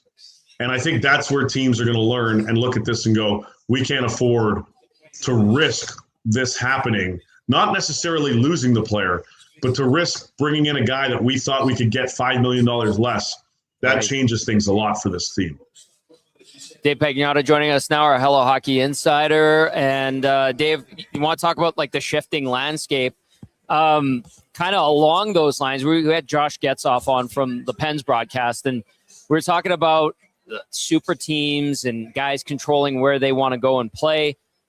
I'm also curious, when you see elite players turn down a city and a franchise like Seattle, give Dallas a rough ride like Robertson is. Are the teams that are like quote unquote have teams that are destinations starting to change to ones that maybe we didn't expect in the past? Like there were some cities and teams that were always in the mix for the biggest free agent names and would be able to dole out the best contracts. And it feels like, and especially that Seattle one, like, listen, think of Seattle how you will and how they run that organization, but you would, from an outsider's perspective, feel like that would be a good place to go. Is it changing in the players' opinions and agents? Where is a good destination in the National Hockey League compared to maybe a few years ago, where their landing spots are not as good as some places we thought were, and now are more enticing than others were? Is that a fair assessment that's happening? Where can I win? How quickly can I win? And who can I win with? Okay. That's what most guys give a crap about. Seattle's nowhere close. So I understand Jason Robertson's decision. Super teams, it's not the NBA. Right. You can't have $50 million locked into 3 players in the NHL. And even if you did, you're not winning with that, because the rest of the roster is going to suck because you have no other cap space to bring in top tier players. So when you dish out so much to top elite talent, and you've got all those, like, you have to fill the rest of those holes. You still need a goalie. You still need, a second pair D. You need all of these things. So super teams are built in the NHL by committee. And if you have an amazing middle six and it's cap friendly to a degree, and you've got a rock steady decor, or you've got an elite goaltender and you've got solid, like, you have to build a team. You can't just load up with guys. You can have the best player in the league and be bounced in the playoffs in the second round if the rest of the team doesn't work. Right. As we've witnessed. So guys want to win. And who's winning right now? Tampa's winning. Florida's winning. Vegas is winning. Carolina's winning now because they just won. They do things a little bit differently, but you know what I mean? Like, yeah, sure, they're all, tax-free states and all that crap, but I mean, nobody wanted to be in Florida 10 years ago. Right. Everybody wanted to be in, they wanted to be in LA and New York and Chicago, and those were the teams that were winning. Those were the teams competing, Pittsburgh and so on. And now, Chicago went through a rebuild. Nobody wanted to go to Chicago. Now they're starting to turn. Nobody wanted to be in San Jose. Everybody wants to be in San Jose now because they're starting to turn. They're starting to win. Yep. A lot of people want to be in Anaheim. Let's see what happens after this little week, and how they figure everything out. But like young, promising teams that give you an opportunity to win. How many people want to go to Montreal and play with that group? Connor Hellebuck wants to go to Buffalo. Who the hell would have said that 2 months ago? I says, pardon? Yeah, exactly. Yes. So, can you be competitive? Can you win? Do you have a chance to do it? That's where I want to be. That's what I would say the vast majority of NHL players, that's where their mindsets are at. Something that's fallen under the radar a little bit, but we have talked about multiple times on the show is obviously expansion. NHL came out and they talked about, I believe it was Houston would be kind of the next team up. Can you give us a little bit more of an update on where that is and how it's evolving? Yeah, so the Friedkin Group, they have the exclusive rights to bring another team to Texas. And the two spots are either Austin, Texas, or Houston, Texas. So they're going to spend the summer evaluating those markets, investigating those markets, and going to create, along with the NHL, documentation and proof as to why one city is better than the other. What are the pros and cons? This, that, and the other. The dollars have been agreed to. It's a $3.5 billion expansion fee, which really is $2 billion, and they're using $1.5 billion of that to build a new arena in either city.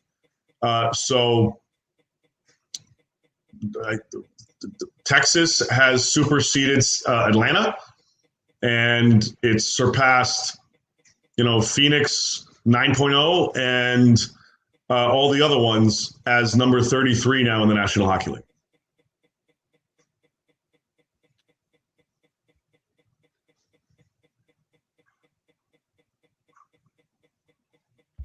Looks like the boys' audio has they have frozen on their end, so okay. We'll bring them. We'll try and get them back on shortly. Sure. You want to just hang tight? We'll bring them back on in a second here. Okay.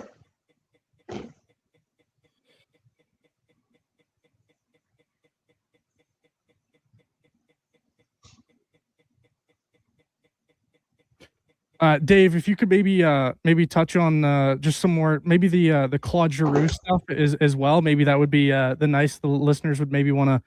We're still on. Oh, okay, my bad. We're still on, but I just while let's fill a little bit more time. Sure. Sure. I didn't know. I can keep. I'll save the expansion stuff when the boys are back. Giroux. What I was told yesterday was that he will be joining, going back to Philly. So, and he started to inform some people of that as well. Now, nothing is official. Nothing's been signed. The Flyers have been a little busy. And some teams, I think Mark Spector said Edmonton was out of the mix and for the Oilers, and haven't heard anything on Ottawa's end. So is it possible that because of what's happened here, things change? I suppose. But what I was told under very good information was that he'll be joining the team. So I'm kind of in wait and see mode to see how that goes with the Philadelphia Flyers. So,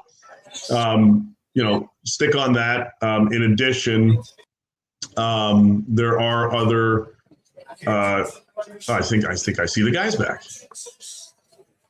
Were you talking about Giroux, Dave? Yes. Okay, you want to finish that thought? Then we got one text, and then we'll call it a segment.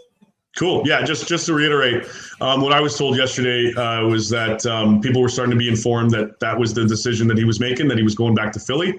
They're obviously really busy. They got a lot of things going on right now.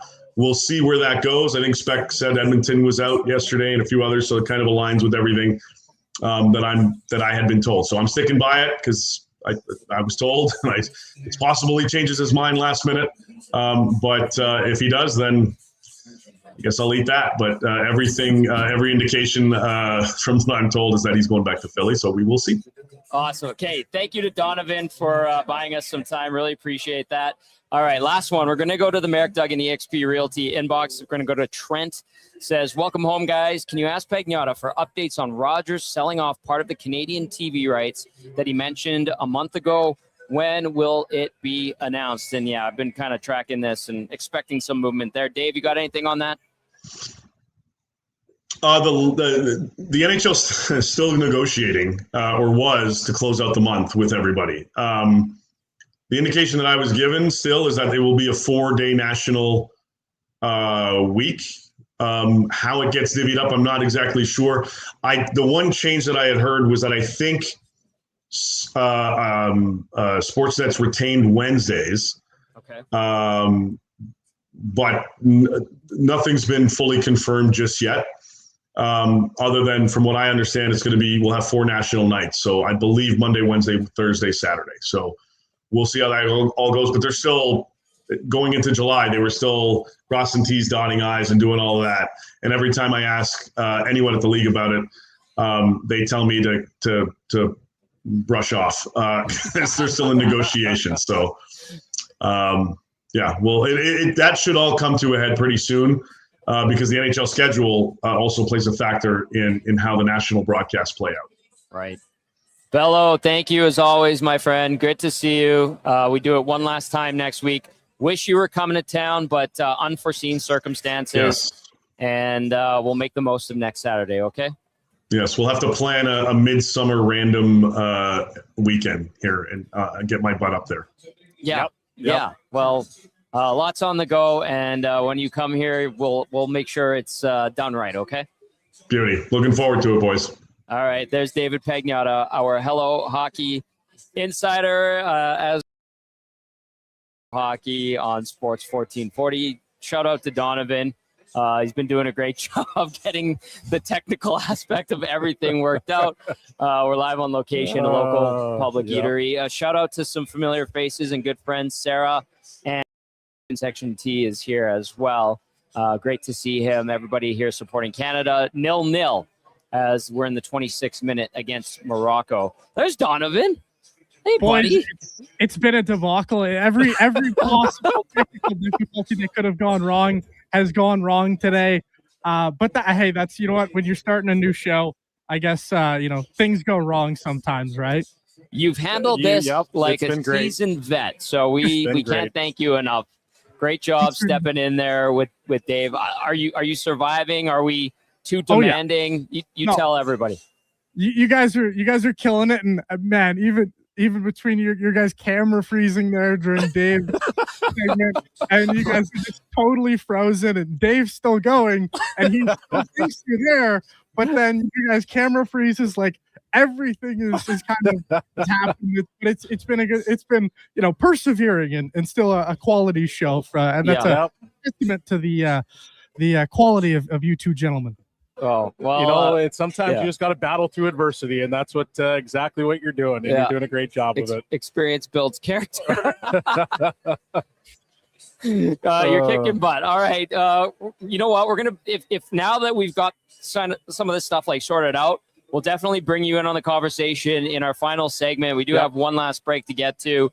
Of course, hit us up in the Merrick Duggan eXp Realty inbox, 1-833-401-1440, and then over on the YouTube side of things. So, and we'll wrap up another show as we go into our final episode of the season next week. We'll be back right after this.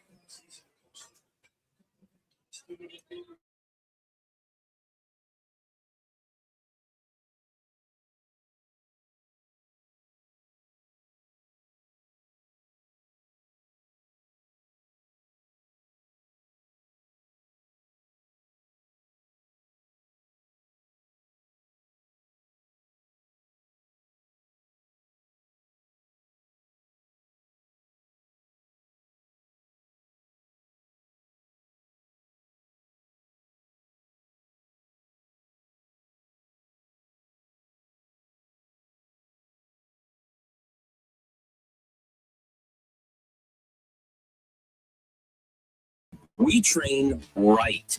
Strength, speed, mobility, on-ice skill, off-ice power, trusted by serious players. Built for the next level. Starting in May, put in the work that separates you. 7 Hockey. Train with purpose, perform when it matters.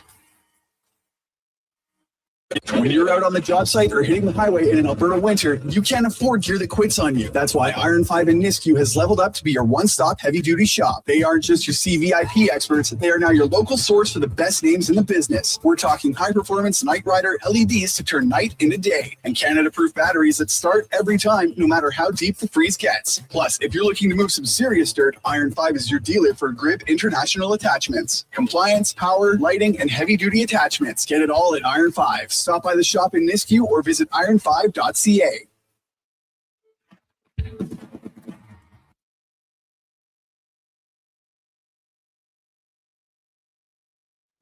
All right, we're back for the final segment here on Hello Hockey. You got Tom Gazzola, Shawn, Belle, live on location, local public eatery, Sherwood Park. Pardon me. It's getting busy. People are eating. People are enjoying a nice Saturday here in Edmonton as Canada takes on Morocco. 0-0, 30th minute right now. Canada's been pressing from what we've seen. Yeah, they have. We've been mid-show and everything. So, thanks for being with us here on Sports 1440. Our first show on the new station, and going forward, this is going to be the home of Hello Hockey. Obviously, we have a summer of planning and preparation to get through, and we're just glad we can finish up the year. Big thank you to Donovan Paulson back at Sports 1440 headquarters, getting us on the air, dealing with the glitches and all that, and we're going to get him on for this segment as well. Portions of this hour brought to you by our good friends over at Boys with Toy Storage. As outdoor adventure becomes part of everyday life, the toys are getting bigger and the garages are getting smaller. That's where Boys with Toy Storage comes in. We provide purchasable, secure, heated, fully enclosed storage for your boats, RVs, sleds, cars, and more, with Phase 2 coming soon in Parkland County, Alberta, and a new location in Magna Bay on the Shuswaps in BC. Visit boyswithtoystorage.com for more information. Get into the conversation. We highly encourage it. Thank you to those who have. Merrick Duggan, eXp Realty inbox. Email him, merrick.duggan@gmail.com, or visit rdrealestate.ca. And the number is 1-833-401-1440, and via the chat. Lots of texts have come in. I'm very encouraged by this. It's a new interface and all of that, getting used to it. And everybody that's been over on the YouTube side. Oh, it's been amazing. Thank you so much. Really appreciate it. Kind of like we said, we'll reiterate. It's been on the fly, making it work, and getting through it together with some glitches, but I think smoothed over quite well by a team effort, Belzy. I would agree with that. Yeah. Big time. All right. So So Donovan, I think you got to get your butt back on camera. Get your butt back in here, because we are going to hit you with start, bench, cut. Which today brought to you by our good friends over at Paul Anner. Read this liner in a bit, and I'm excited to read it again. Here we go. Let me clear my throat. Established in 1634 in Munich by the Paulaner Order of Mendicant Monks, Paulaner is one of the 6 official Oktoberfest breweries, enjoyed in over 80 countries around the world, with Paulaner Weissbier being the #1 Weissbier in Germany. This golden liquid is what dreams are made of. Paulaner Weissbier is unfiltered and with 2,500 aromas. This is what makes it so perfect. Prost with my coffee mug. We'll maybe get a Weissbier Prost in a bit. All right, what do you got for us today, Belzy? Okay, start, bench, cut. I was thinking about what we wanted to do, and we've gone through defensemen, we've gone through goaltenders from different eras and vintage, and did not create any controversy whatsoever. No, on social media. Carey Price. Actually, shout out to Carey Price, by the way, because he just had his Hall of Fame party last week. Unfortunately, I wasn't able to go. Got the invite. It looked beautiful. Lots of teammates were there. It was awesome. So just shout out to Carey Price, obviously, and then just to go back to him, obviously commenting on one of these start bench cuts that we had. Obviously sparked up some controversy a little bit. But today we're going to go defenseman again. Okay. But this time it's going to be Calgary Flame defenseman from a certain vintage in the 2000s. Yeah, all right. Okay. So, start, bench, cut. Mark Giordano, Robin Regier, and local Edmonton boy, Neon Dion Phaneuf. So, you've got to now take those particular players when they played for the Flames. Just as Flames. Who would you want to start, bench, cut? I'm kidding. Do you want to go first, Donovan? Tommy, I'll let you go first here. All right. I'm gonna. So usually we turn. Okay, we'll set the bar here, however low it may be. But this is one that usually we would post on our social media and would get absolutely shredded for. Things like these guys don't know puck would come up often, not knowing his hockey pedigree. So away we go. All right. So let's do this one. Giordano, Phaneuf, and Regier only as Flames. Start only bench as cut. Flames. Yep. All right. I am going to start Mark Giordano. Just longevity, consistency, excellence. I think he's the best of the three. I think that one's pretty straightforward. I'm going to bench Dion Phaneuf. I'll be honest with you. He was very hard to play against in Bantam hockey. May have blown me up a few times. You would just shoo me away when I would try to check you. You would just be like, shoo fly, shoo. He would blow me up with monster hits. You guys were both men among boys. And then even though Robin Regehr is a great defenseman, very sturdy, maybe not as sexy offensively, I'll cut him. And listen, he had a very great career, very solid for many, many years. He was an absolute menace towards the Edmonton Oilers as well. Poor Ales Hemsky. Yeah, I'm glad you mentioned it. So I'll go Giordano, Phaneuf. Giordano to start, bench Phaneuf, cut Robin Regehr. And I think that's the safe play. So we'll have some fun with it. So that's how I'll set the bar. Donovan, if you feel like jumping in now before Belsey, go for it. I think you have to start Mark Giordano, right? He was kind of Mr. Flame for a long time. And just, I mean, the Norris Trophy, right? He had an unbelievable career as a Flame, obviously captain too. Like, he's the obvious one for me. That's the start. It's a good question, Belsey, because like Regehr, hell of a career. Phaneuf also hell of a career. I don't think there's really a wrong answer. I'll play the other side. I'll bench Regehr. Like, Regehr had a big impact in his career. Like, I know Phaneuf as a Flame, those were kind of his best seasons, right? And then everything kind of started to fade away a little bit afterwards.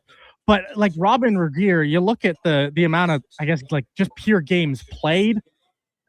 Maybe that weighs into my decision a little bit here as well. Like, it's not the points from Robin Regehr, but it's like you look at the time on ice, you look at every facet of the game. Robin Regehr played a big part in the Calgary Flames, and Dion, right? It's only 5 seasons in Calgary. It's not as big of a impact over time. I'll say you cut Dion. That's the way I'm looking at it. I thought about doing the same thing, but there, see, Donovan gets the point. I like it. That was good. Now I'm going to flip the script on all of you. Oh, gross. Here we go. I am starting Neon Dion. Oh, okay. Why? Because in his rookie season, the guy had 20 goals.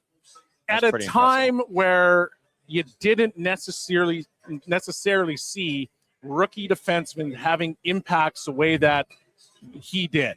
He came in, he was fighting guys, he was physical, he provided an element that the Calgary Flames did not have for such a long time. I mean, I know you go back in the day and then Al McInnes was there, he had his booming shot. Yeah, but he wouldn't kill you with a mid-ice hit. Exactly, a guy that combined a heavy shot, had some snarl, was a bit of he was developing into a leader, but would also go out and just blow guys up and keep people on their toes. Yeah. That's why I'm going with Dion Phaneuf starting. Okay. Right? I'm going to go with Giordano.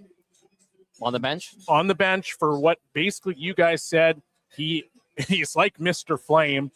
He's been around for a long time. He's a captain. The Norris. Unbelievable career. That's why I'm going to go with Giordano as my bench. All right. And unfortunately, I'm cutting Robin Regehr. As much as I truly appreciate his style, and Zedmo actually says it here in the chat. What up, Zedmo? Zemsky still has nightmares about Robin Regehr. Yeah, probably. Robin Regehr was an absolute menace. He was heavy. He was physical. He was no nonsense. He blocked shots. He fought guys. He did everything that the Calgary Flames wanted him to do and more. The guy was an absolute stud on the defensive end. Wasn't he born in Brazil? I don't even know if he was, but I think he was. I think he was. I think you're right on that. That is my start bench cut. So once again, Phaneuf starting because of his impact, the way that he came into it. Yep. Giordano because of his longevity. And then obviously Regehr just not having the same, impact from the whole game standpoint as the other two. This was a good practice of start, bench, cut. I think a good start here on Hello Hockey on 1440. Safe, fun, easy, and we've got some people participating, like Ryan from Sask via the text line. 1-833-401-1440. The Merrick Duggan eXp Realty text line says Dion is one of the best WHL D-men I've seen. So dominant. 2004, he and Cam Ward beat a great Moose Jaw team by themselves. You were in the WHL. I was. that year. Yep. I was kicking around the Tri-City Americans at that time. Yep. But they're right. He was. Sorry. Go ahead, Donovan. I was going to say the thing about Dion though is at the NHL level. Do you think he really ever advanced much past that rookie season? Like, that's a good question. That's a great question, he actually. had 49 points and 20 goals in his rookie season, and he really didn't get much better. Like, he marginally, and I know Low Tide's old line is right. Like, all progression isn't necessarily linear. Like, I feel like Dion's progression started so high, and then kind of just tapered off like immediately. Do you wonder, like, that's a great question. Do you wonder if maybe he recognized he had to sacrifice some of the offense to become a better defenseman? Not that I ever really think of him as an elite defenseman in his own zone. He was always okay, in my opinion. So he came out of the gates extremely hot with the Flames, right? So his rookie season, he has 20 goals. The following season, he has 17 points. The season after, or 17 goals. The season after that, he has 17 goals, 60 points. And then from there, it tails off. But was he playing for Daryl Sutter? He was playing for Sutter at that time. And I think there was obviously the Sutter connection going from Brent to Daryl. Yeah. There was a little bit there. And then when he gets traded to Toronto, I think at that time they needed somebody different. I think that's they made him the captain. They made him a captain like pretty much after the first season. So he played 26 games in Toronto. But I think Toronto needed a different Dion Phaneuf. I think they needed a guy that came in and just solidified the defense. And I think that's probably where his game changed. To be more of a defensive defenseman, right? You know what I mean? Like, because he comes out of the gates hot. And if you look at the years in Calgary, did he really need to be that defensive stalwart? Who did he get partnered up with? Okay, so in Calgary, the year he got traded, you had Giordano, you had Bouwmeester, you had Phaneuf, you had Regier, you had Ian White, and you had Adam Pardy and Corey Sarich. So if you look at Cody Sarich was like the stay-at-home guy. He was a stay-at-home guy, but Jay Bouwmeester ate up a lot of minutes, but he was also a very steady Eddie defenseman. 100%. Right? Mark Giordano, we know that what we've talked about, he won the Norris, but he was a very steady Eddie defenseman. So if you're looking at Phaneuf, he plays 55 games that year. He's got 10 goals. Well, he's probably put more into an offensive role as opposed to being the guy that has to lock it down on the defensive end. It's interesting. That's an interesting conversation to have. I like that question that you asked there, Donovan. Yeah, because if you look at his career, he was almost like, it's weird to call him a disappointment because he wasn't in a lot of senses, but like he could have been so much better in my opinion for the longevity of his career. I wonder what his mindset was. If he was like, I'm not going to chase the offense. I think it was, I went to Toronto and got ripped every single day. Yeah. Maybe it did. Yeah. Did he get Toronto'd? Maybe he got Toronto. He got Maple Leafed. Maple Leaf. Yep. Okay. We got to do one thing here on the show. That was a great start bench cunt brought to you by Paul Anner. Big thank you to them for being a part of this season as well. I think we're due for another Arista. Maybe. Okay, good. One for the summer. There was a text that came in via the inbox. It was from Brandon from Windsor. Says, guys, can you talk about the moves the Oilers made? I'm dying to hear your thoughts. We haven't had a chance to talk about it. Donovan probably want to jump in on this as well. Bellsy, did you want to hit on like where the Oilers are at? Because it's interesting. There was a lot of moving parts, new names coming into town. Stalwart on defense being moved out, I think, not to the chagrin of everyone, to the glee of a lot of Oiler fans, maybe to the chagrin of some of his teammates. But what do you think the Oilers are at? We'll spend the last 9 minutes of the show on that. Yeah, I think the Oilers are in a position I don't think they've ever found themselves in, where they have lots of cap space, they have flexibility. I think they've always been up against the cap, and so they've been limited with what they've been able to do. Right. You know, talking points right away have always been, well, what are they going to do with the goaltending situation? They've never been able to truly address it because of the fact that they were always up against the cap. Yeah. Now you've got Frederick Anderson in net, who, you know, you could probably argue is a true number one. You've got Devin Levi, who he's a great number 3 option in my opinion. He's unproven. He's got lots of upside. I mean, at one point, not too long ago, he was considered one of the best goaltending prospects or up-and-coming prospects in the NHL. So, and then you have Tristan Jarry, who is obviously the incumbent. What's he going to do? What's his off season going to be like? Can he rebound from what we'll call a lackluster season? Do you think a fire has been lit under his ass? Maybe, because now all of a sudden there's competition everywhere. Right. And so when you look at those things from a goaltending standpoint, it seems like it's been solved. We've seen it before because other GMs here have tried to do stuff and it hasn't worked out. Sure. But right now, from what we're seeing, it looks like it's been solved. On the flip side, defensemen. Okay, do they still need another defenseman? Can they get more depth? I don't know. They went out and they made the trade with Darnell Nurse. Shakir is in. Muka Madulin. You know, what kind of upside does he have? He's 24 years old. You know, he's a big body. He can skate. Shea obviously had a breakout season last year. So excited about him. How about his connection to Stan Bowman? Yeah. Again, shocking. I didn't know we're doing that today. But anyway. I'm just bringing it up. I think there's lots of optimism with the Oilers. Yeah. And I think it's optimistic because of the flexibility that they have. Outside of maybe Frederick, how many really bad contracts do they have now? Less. And I think the collective sigh of relief from Oil Country when they saw no retention was a breath of fresh air. Yep. Before I hand it off to Donovan here, I'll just say this. I think the Oilers, regardless of all the moves they made this past week, we're going to be a better team in the standings anyway. Yep. With a full summer of recuperation, mentally, physically, chip on their shoulder after the disappointment of last year. I think that was going to go a significant way in making them a better team, regardless of whoever was behind the bench. Like, do I like the Babcock hiring? No. Do I think it affects how it's going to work out? And could it work, in my opinion? Yes. We'll see how they respond to him. We'll see how quickly they get tired of his act. I don't know. Does it seem like he's changed? No.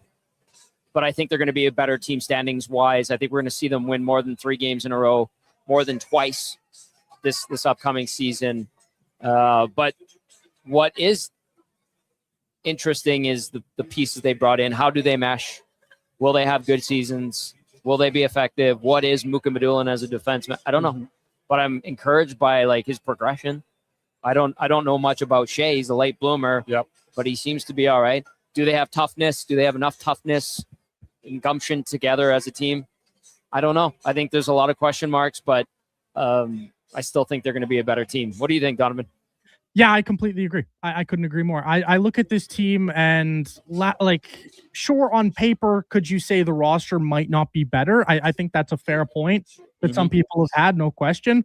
But I also look at the way that this team is probably going to be coached. You look at any Mike Babcock team in the past, and I use probably because, I mean, he's been out of the game for so long, right? You don't know truly how it's going to look and how close it's going to be to the old Mike Babcock. But him and DJ Smith, I think, are both still good quality defensive structured coaches. And so I expect this team to defend a lot better. I expect them to be more committed defensively, particularly with the forwards. Yeah. And then I look at the goaltending. They all 3 have question marks. But I think as a collective trio, I'm curious how many games they all play. Yeah. But I think the trio will find a way to work out between the new assumed coaching style and just the improved kind of team structure in front of them. I like the moves. I didn't think Stan Bowman went too heavy-handed in any single deal.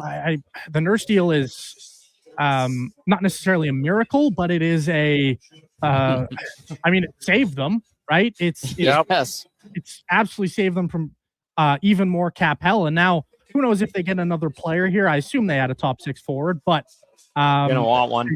if they don't, like, you have basically $1 billion at the trade deadline, right, to function with. So Stan Bowman, hell of a July 1. It's looking bright here in Edmonton. I'm curious what it's going to look like under Mike Babcock with so much time off. He's not going to be a changed man, but it's going to be interesting to see how different this team structure is.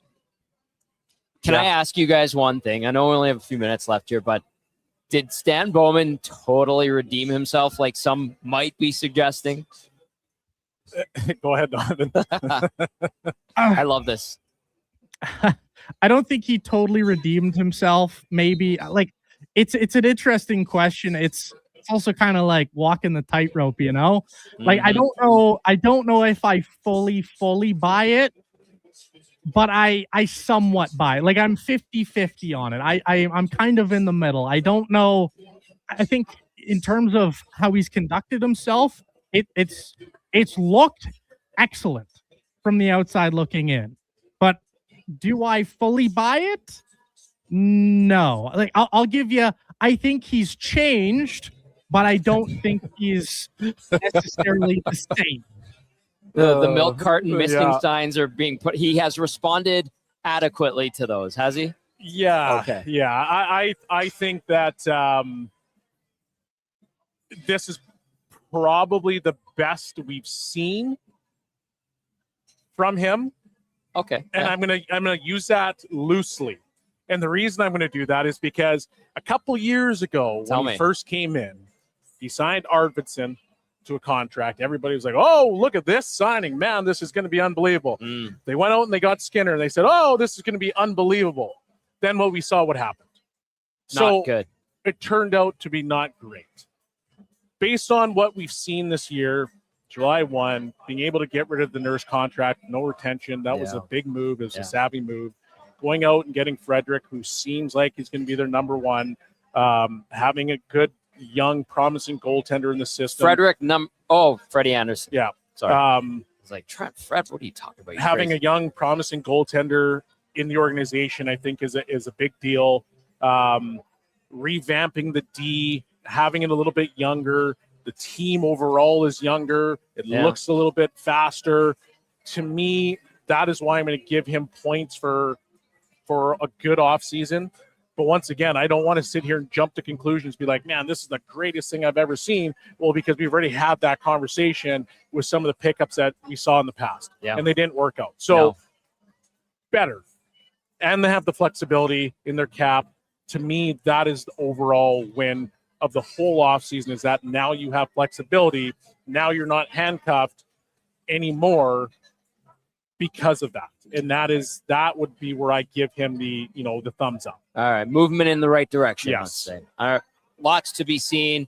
We have one more week and one more show to discuss this on Hello Hockey. A couple of texts via the Merrick Duggan eXp Realty inbox that I want to get to. Big thank you to everybody who tuned into our first show on 1440.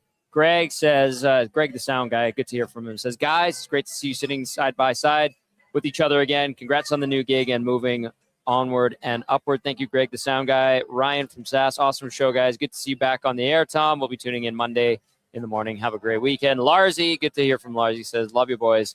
Best of luck. Shout out to Dave in Section T.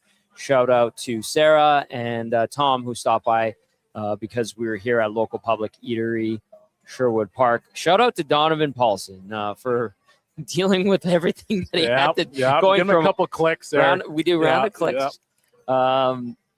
Going from on air to getting us up and running, it took a little bit of time, but we got it sorted out, Donovan. Yep. For the most part, it's everything. It's running as smoothly as it possibly could. Yeah. It was tough. It shouldn't have been as difficult as it was. It's just things got kind of routed in a weird way on the back end here, and I don't know how it got routed that way. Somebody did something, but yeah, we got it figured out, and things are back in a working order, and it turned out to be a pretty fun show. Yeah, I'll tell you what, it's good to be back in the saddle, and thank you to Donovan for producing the show. Thank you to everybody who came out here to Local. Thank you to all of our sponsors and partners. We've got one more show remaining. Thank you to my co-host doing a great job the last 3 weeks, flying solo. Chris Dingman hopped on and some others, and we'll be at Local South Edmonton Common for the final show of the season, and we got through this one. So round of applause to everybody. Wait, I've got that button. I can use my board again, which is great. Look at that.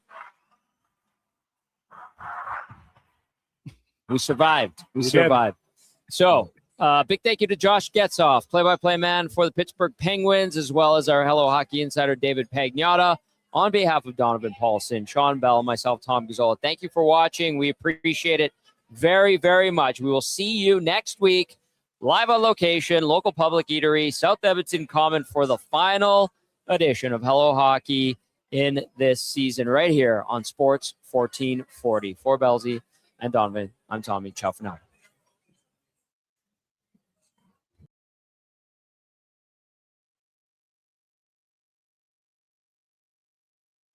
When you're out on the job site or hitting the highway in an Alberta winter, you can't afford gear that quits on you. That's why Iron 5 and Nisku has leveled up to be your one-stop heavy-duty shop. They aren't just your CVIP experts, they are now your local source for the best names in the business. We're talking high-performance Night Rider LEDs to turn night into day, and Canada-proof batteries that start every time, no matter how deep the freeze gets. Plus, if you're looking to move some serious dirt, Iron 5 is your dealer for Grip International Attachments. Compliance, power, lighting, and heavy-duty attachments. Get it all at Iron 5. Stop by the shop in Nisku or visit iron5.ca. Summer isn't time off. It's where seasons are built. At 7 Hockey, we don't just train hard, we train right. Strength, speed, mobility, on-ice skill, off-ice power, trusted by serious players. Built for the next level. Starting in May, put in the work that separates you. 7 Hockey. Train with purpose, perform when it matters.